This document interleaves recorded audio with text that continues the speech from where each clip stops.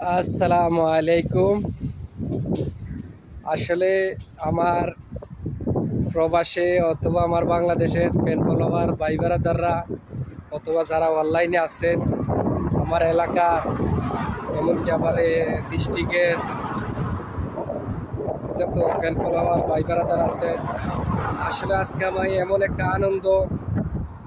আমি সৌদি আরব প্রবাসে থাকার পরও আজকে আমার মনটা অনেক আনন্দিত।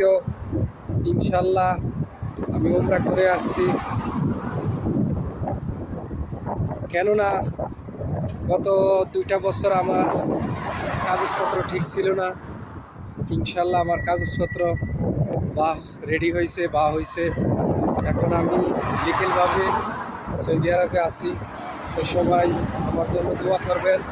সবার কাছে আমি দোয়া চাইতেছি ভালো থাকার জন্য। আল্লাহ হাফেজ।